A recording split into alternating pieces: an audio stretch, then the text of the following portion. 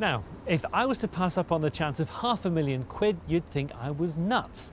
But for one set of business people in the North East, profit is a dirty word. They run a private fostering agency, but have decided any money they make should go back into looking after children rather than lining their own pockets. Are they mad? You decide. I was a bit of a bad lad. I was getting into trouble a lot and my mum just couldn't cope because the police were always at the door and she just couldn't handle it, and I got put into voluntary care. And I was always in trouble and I was doing drugs, drink. I'd never seen myself like this. Kevin is proof that foster care can work. He's been in care since he was just 8. He was difficult. Many placements ended in failure, but as we'll find out a little later, now he's changing his ways. Behind the scenes is a group of social workers who also decided things had to change.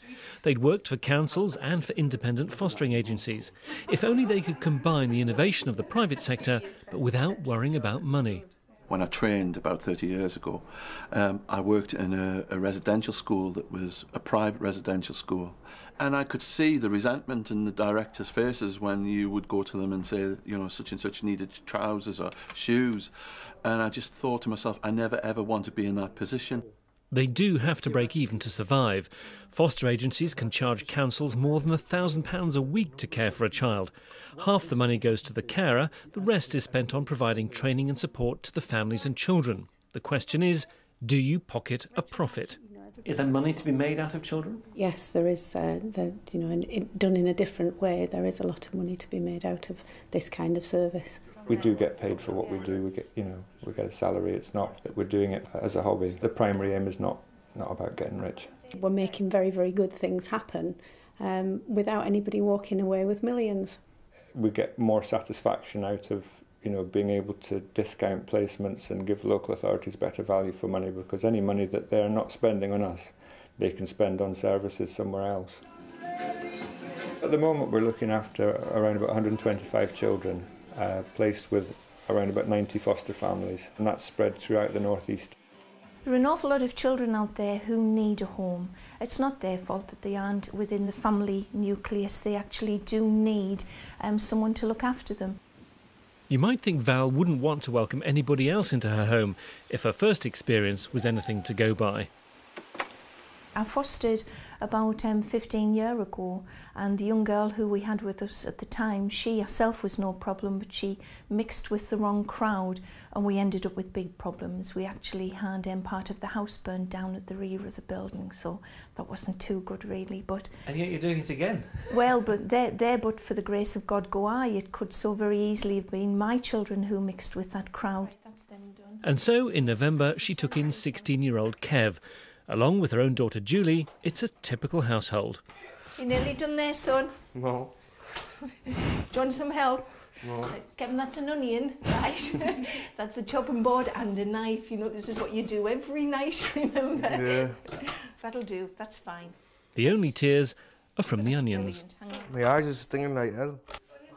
I didn't read too much into his background because words are words and words cannot convey the real person who steps through your door. So we take Kevin as he is, and what he is nothing like what we saw on paper. I'm lost without my phone. Yes, well, you're still here, honestly. Your phone will be sorted. When by? It'll be sorted by as soon as I get round to it. Play? It's a probability. Why don't you just say yes or no? Well, it could be yes or no. I'm not frightened to shout at him. Sometimes he shouts back, but I know it's just a normal teenage reaction.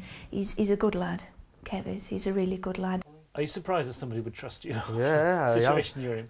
yeah. I'd never thought anybody would trust me. Val trusts me with a life, you know what I mean? Trust me a lot. There you go, son. Thank you. Do you want Fed one, at Julie? last. This kind of relationship is priceless. Val isn't doing it for the money, but one benefit of the expansion of independent agencies is that they have driven up the payments given to foster carers.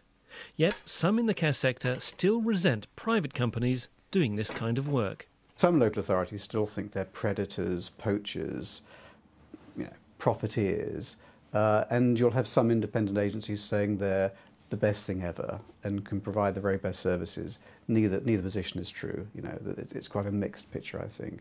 We felt that the industry, or parts of the industry, were becoming much too money-minded, really, and it was becoming much too much about making a profit.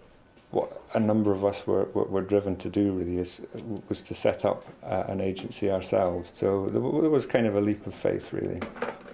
Giving up their jobs and with no premises of their own, 6 social workers set up their not-for-profit agency in Walter and Elaine's home.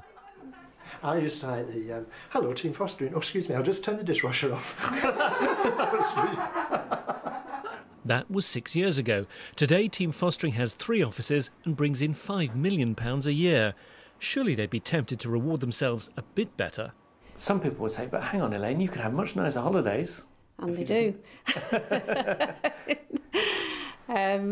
Yeah, but we believe very strongly in what we're doing.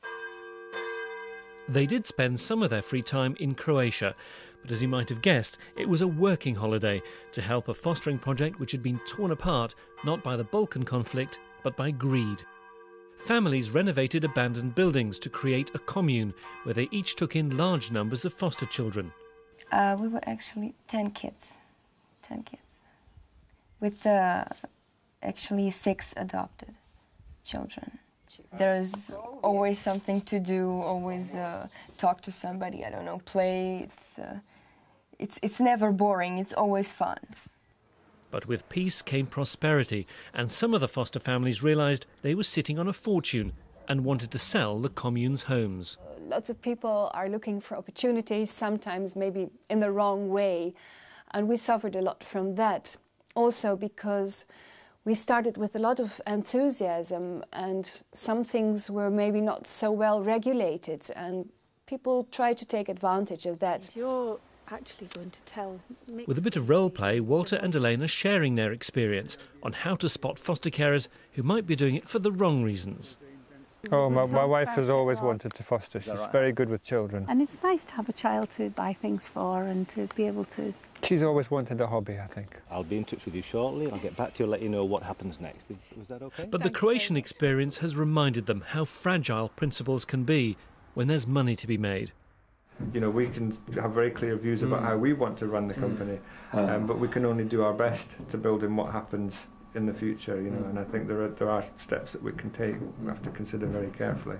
Back home, the board is looking at legal ways of locking the company's assets so it can never be sold off for personal profit.